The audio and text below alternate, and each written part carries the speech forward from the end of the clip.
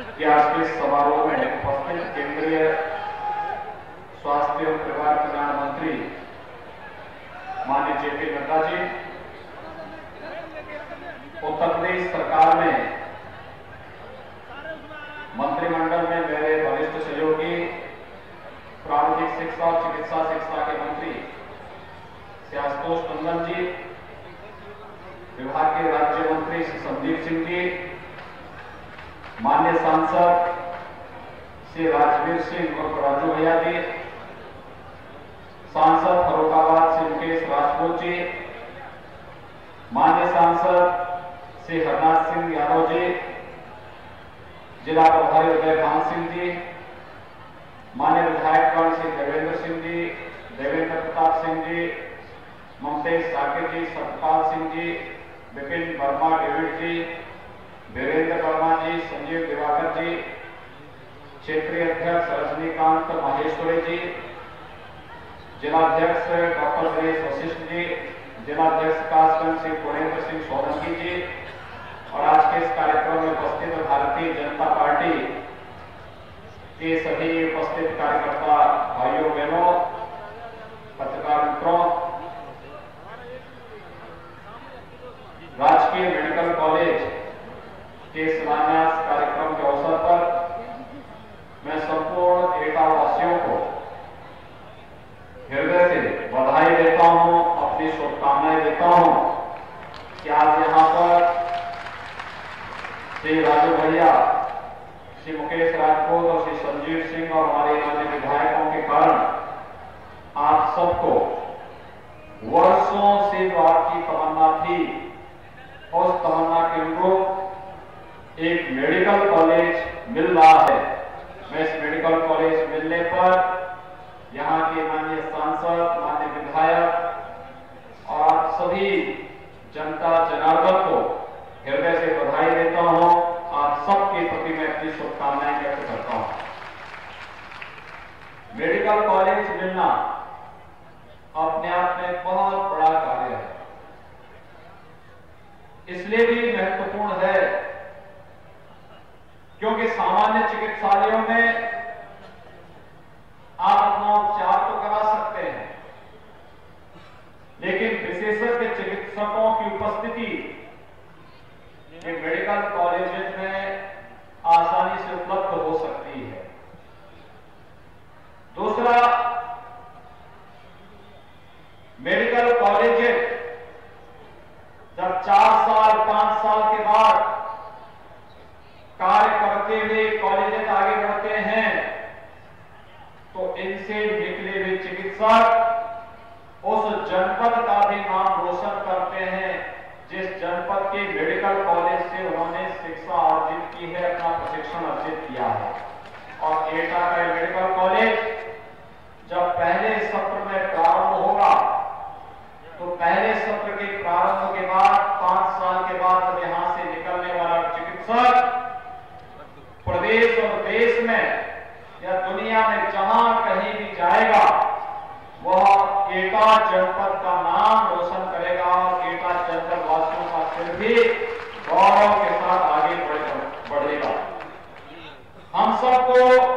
एटा जनपद को medical college मिलने पर देश के यशस्वी प्रधानमंत्री श्री नरेंद्र मोदी जी के प्रति हृदय से आभार व्यक्त करना चाहिए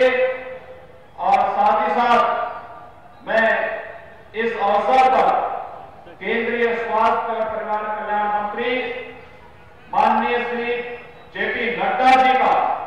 हृदय से अभिनंदन करता हूं कि जिन्होंने बड़ी उदार मना से उत्तर प्रदेश के अंदर 13 नए मेडिकल कॉलेजेस दिए और जब हम लोगों ने आदरणीय कल्याण सिंह जी के द्वारा और यहां के हमारे जनप्रतिनिधियों के द्वारा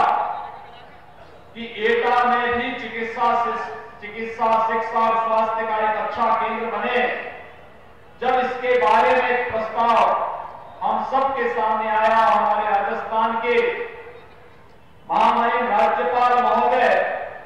जो लगातार विकास की इस प्रक्रिया को आगे बढ़ाने के लिए सदैव प्रेरित और प्रोत्साहित करते रहे, स्वाभाविक रूप से जिसके कारण हम लोगों ने प्रस्ताव को आगे बढ़ाने में हमें सफलता प्राप्त हुई, उस कार्य योजना को जिस उदार मना से एटा के लिए मेडिकल कॉलेज भारत सरकार ने स्वीकृत किया, मैं इसके लिए आदरणीय प्रधानमंत्री जी के प्रति हृदय से आभार व्यक्त करता हूं और श्री नड्डा जी को और उनकी पूरी टीम को भी हृदय से साधुवाद देता हूं, उनका अभिनंदन करता हूं। भाइयों बहनों, हम सब जानते हैं कि यहां पर वर्षों से लोगों की मांग थी कि एक अच्छा मेडिकल कॉलेज बनना चाहिए, लेकिन ये मांग केवल मांग तक ही सीमित रह जाती थी। फुर्सत ही नहीं थी लोगों के पास, पिछली सरकारों के पास, कि विकास के बारे में सोच सके, आपके हितों के बारे में सोच सके, क्योंकि उनका दृष्टिकोण सीमित था, संकीर्ण था। जातीय मानसिकता के साथ कार्य करने वाले लोग विकास की नहीं बल्कि विनाश के बारे में ज्यादा उनकी ऊर्जा खर्च होती है। और यही कारण रहा है कि सपा बसपा के शासनकाल में विकास की जो लीला, जो तांडव रचा गया, उसने अराजकता और गुंडागिर्दी के नाम पर उत्तर प्रदेश के नौजवानों के सामने पहचान का एक गंभीर संकट खड़ा किया। ये वही उत्तर प्रदेश है जहां 2 वर्ष पहले प्रशासन और व्यवस्था पर गुंडे हावी हुआ करते थे, अपराधी हावी हुआ करते थे, पेशेवर माफिया हावी हुआ करते थे। बहन बेटियों की इज्जत सुरक्षित नहीं थी। विकास की योजनाएं जमीन पर नहीं बल्कि कुछ नेताओं की जेब तक सीमित हो जाती थी। और आज मुझे प्रसन्नता है, एक साथ यहां पर 396 करोड़ रुपए से अधिक की परियोजनाओं का लोकार्पण भी हो रहा है, उनका शिलान्यास भी हो रहा है और एटा विकास की नई ऊंचाइयों को प्राप्त करने के लिए अपने योग्य जनप्रतिनिधियों के नेतृत्व में आगे बढ़ता हुआ दिखाई दे रहा है। विकास की नई योजनाओं का आगे बढ़ाने के लिए हम सब आपके पास आए हैं। क्या कारण है कि 1947 से 2014 तक 13 मेडिकल कॉलेज पूरे प्रदेश के अंदर बन पाए। 67-68 वर्षों में केवल 13 मेडिकल कॉलेज और मात्र 4 वर्ष में 13 नए मेडिकल कॉलेज, 2 एम्स, 1 कैंसर संस्थान, ऐसे ही तमाम अन्य प्रकार के संस्थान उत्तर प्रदेश को प्राप्त हो रहे हैं।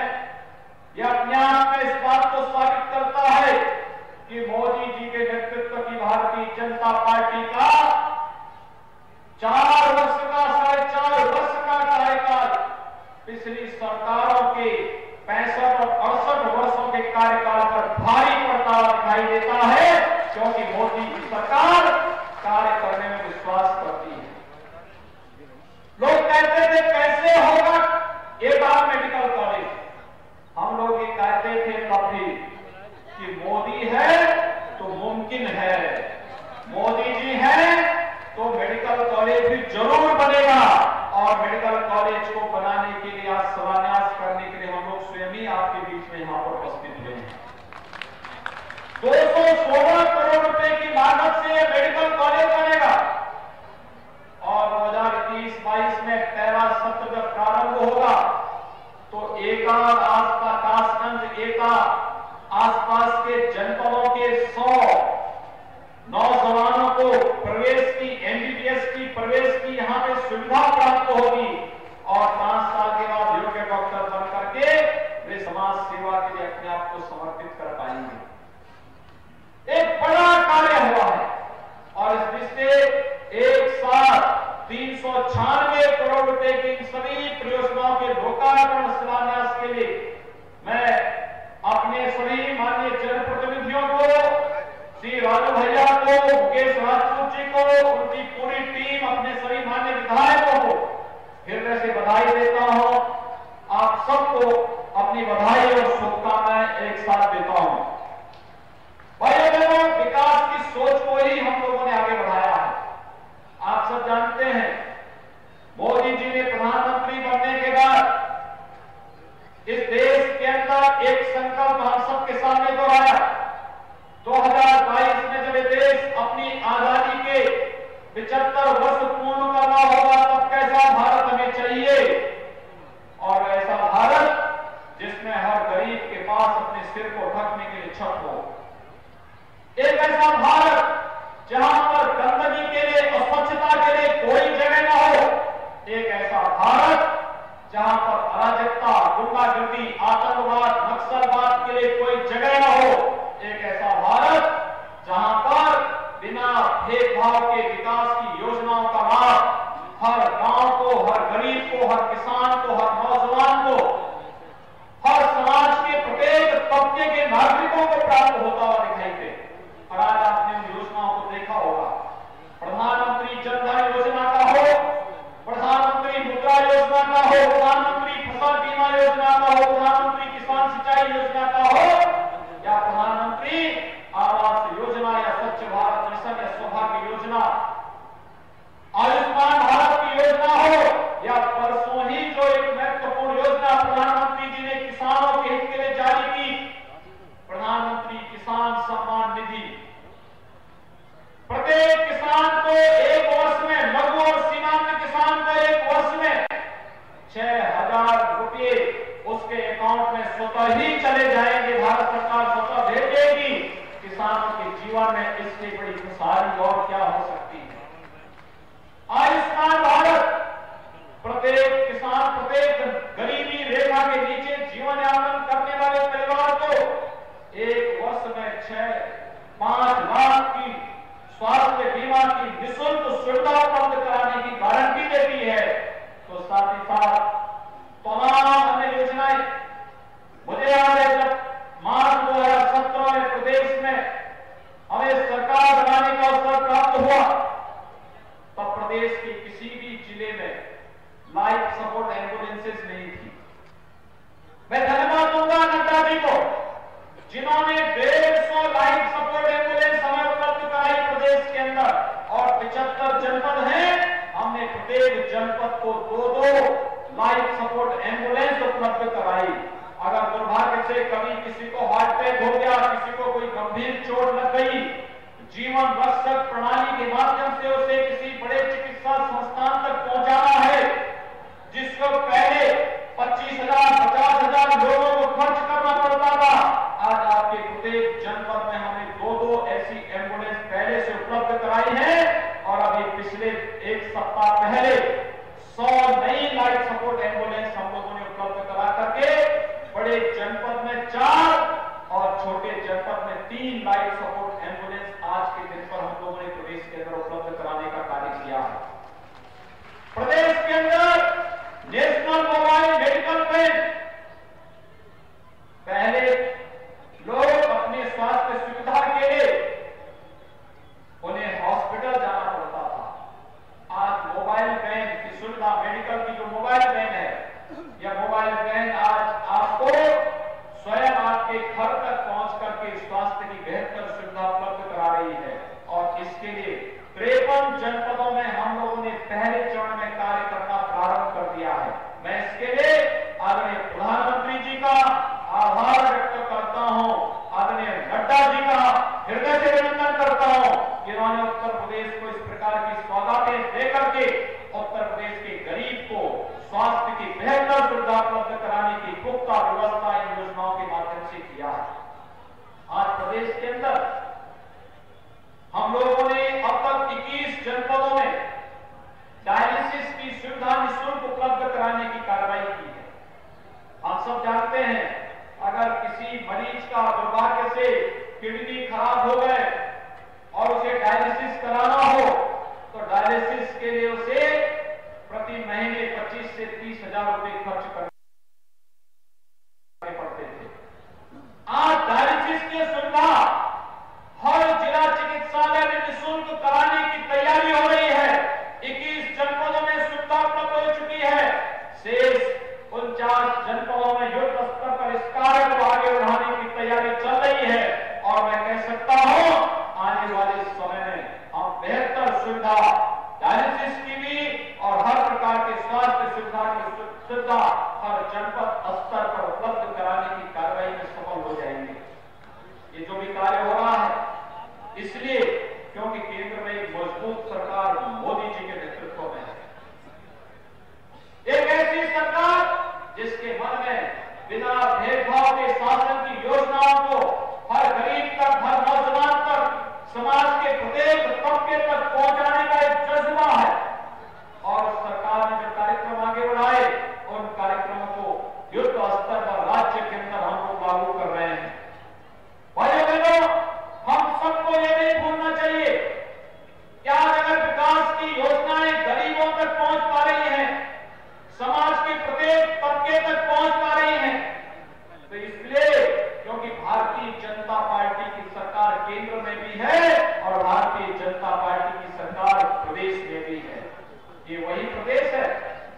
जिसमें पहले सप्ताह में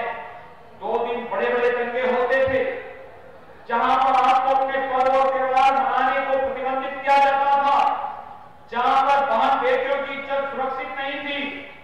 जहां पर व्याप्त अराजकता के कारण कोई भी निवेशक या कोई भी उद्योगपति निवेश करने को तैयार नहीं था। ये वही प्रदेश है जिस प्रदेश में यहां का नौजवान अपनी पहचान को छुपाने के लिए मजबूर होता था। आज हमारी सरकार ने एक ऐसी व्यवस्था कर दी है कि कोई भी गुंडा, कोई भी अपराधी किसी भी निर्दोष नागरिक के खिलाफ या बहन बेटियों की इज्जत के साथ खिलवाड़ करने का दुस्साहस नहीं कर सकता, और अगर करेगा तो उसे मालूम है कि इसके बाद उसको कौन सी सजा मिलनी है। जिस शक्ति के साथ अपराधियों के खिलाफ जीरो टॉलरेंस की नीति पर सरकार कार्य कर रही है, यह आम जन की सरकार, आम जन को सुरक्षा देने वाली और अपनी प्रतिबद्धता को दोहराने वाली सरकार का कार्य है। आज एक गरीब को मकान मिल रहा है, आज गरीब को शौचालय मिल रहा है, गरीब को उज्ज्वला योजना में रसोई गैस के कनेक्शन मिल रहे हैं, गरीब को सौभाग्य योजना में निःशुल्क विद्युत कनेक्शन मिल रहे हैं, आज गरीब को स्वास्थ्य की बेहतर सुविधा निःशुल्क उपलब्ध हो रही है, और किसान को न केवल उसकी फसल की बीमा की गारंटी मिल रही है, उसके खेत में प्रधानमंत्री किसान सिंचाई योजना के माध्यम से सिंचाई की पुख्ता व्यवस्था करने और प्रधानमंत्री किसान सम्मान निधि के माध्यम से भी किसानों का सम्मान किया जा रहा है। ये जो कार्य है, हम सब के लिए कार्य राम राज्य की अवधारणा को स्थापित करने वाली एक महत्वपूर्ण अभियान का हिस्सा है, जिसमें हर गरीब के चेहरे पर खुशहाली लाई जा सके। हर गरीब के चेहरे पर खुशहाली लाने का एक हमारे लिए उपक्रम है, एक कार्यक्रम, और इसलिए बिना भेदभाव के हम लोगों ने योजनाओं को आप तक पहुंचाने का कार्य किया है। भाइयों बहनों, हम सब आपसे कहना चाहेंगे, आज प्रातः काल आप उठे होंगे, टेलीविजन आपने खोला होगा, टेलीविजन में आपने एक ही बात देखी होगी, पाकिस्तान के उन कायरों को हमारे बहादुर जवानों ने कैसे ठिकाने लगाने का कार्य किया है, जिन्होंने हमारे जवानों के ऊपर कायरतापूर्ण हमला किया था। आज उनको उन्हीं की भाषा में हमारे एयरफोर्स के बहादुर जवानों ने जवाब देकर के 40 जवान हमारे शहीद हुए थे और 400 से अधिक आतंकवादी पाकिस्तान के आज मारे गए हैं।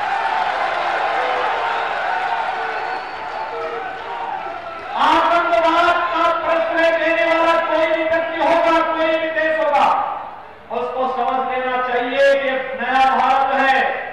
और न्यू इंडिया को अगर छेड़ने का प्रयास करोगे तो फिर भारत का बहादुर जवान छोड़ेगा भी नहीं, कहीं भी छुपे रहोगे, उसका मुंहतोड़ जवाब देने का कार्य भारत का बहादुर जवान करेगा। और वही बहादुरी सौर्य पराक्रम का पेशर एक कार्य सुना हमारे बहादुर जवान ने दिया है। हम सबको भारत की सौर्य पराक्रम पर गौरव की अनुभूति करनी चाहिए। और जो पहले दिन ही प्रधानमंत्री जी ने कहा, आप याद करें जिस दिन पुलवामा का हमला हुआ था, प्रधानमंत्री श्री नरेंद्र मोदी जी ने एक बात कही थी कि हमारे जवानों का ये बलिदान व्यर्थ नहीं जाएगा। एक स्पष्ट घोषणा,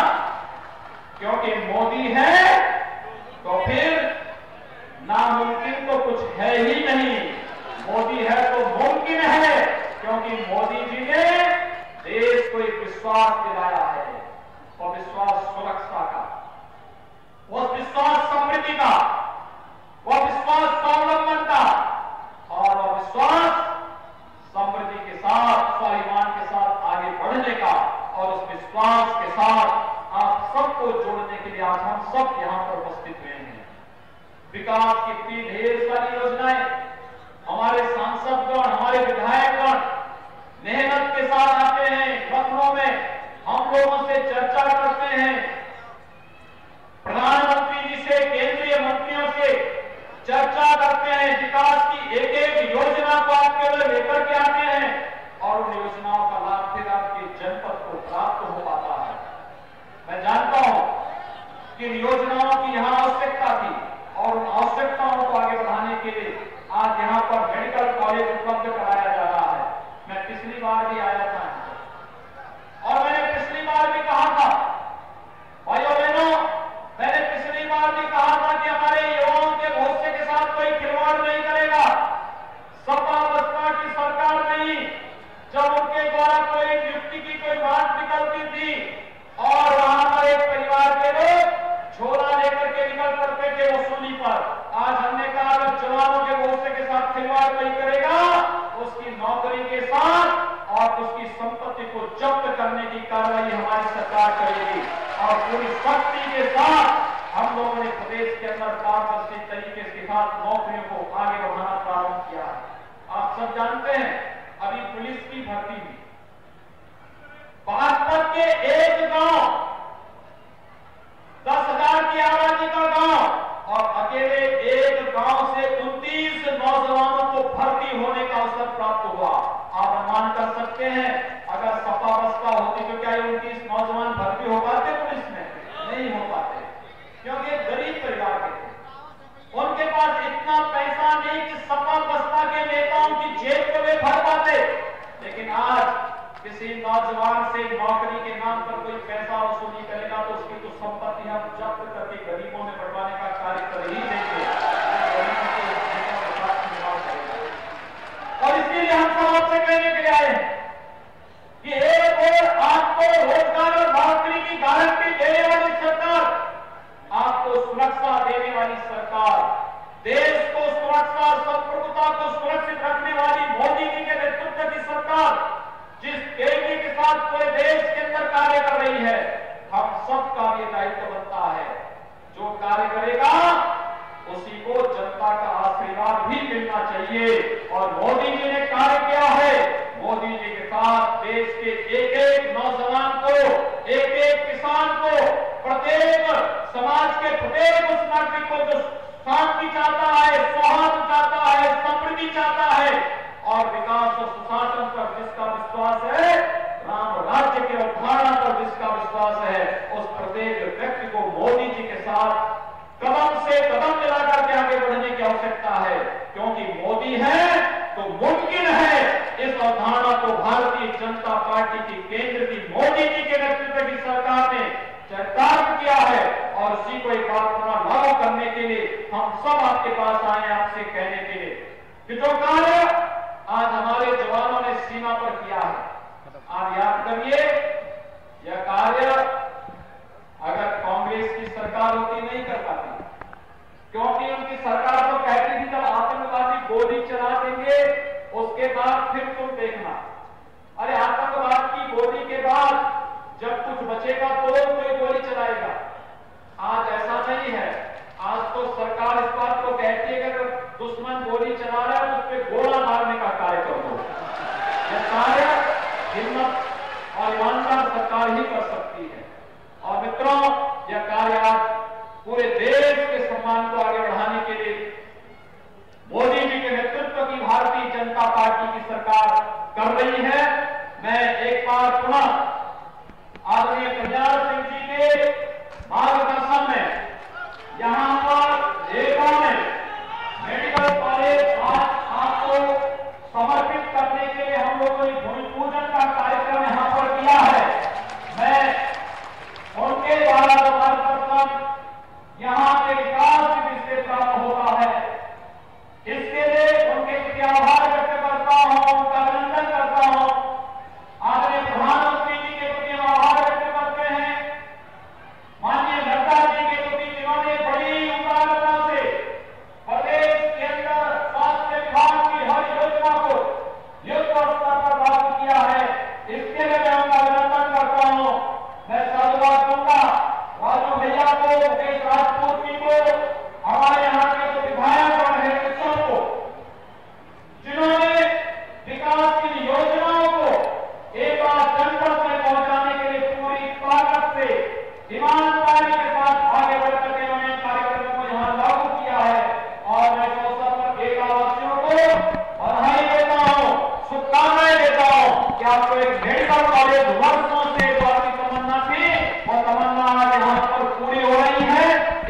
मैं आप सबको बधाई देता हूं, अपनी शुभकामनाएं देता हूं। धन्यवाद। जय हिंद। मेरे साथ एक बार आप सबको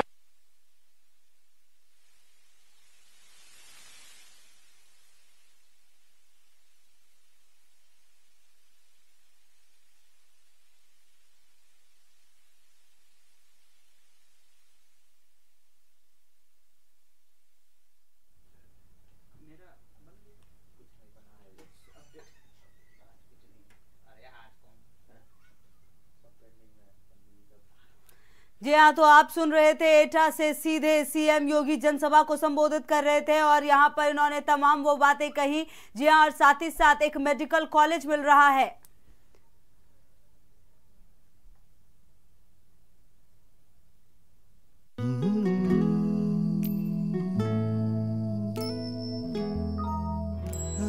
छोटे से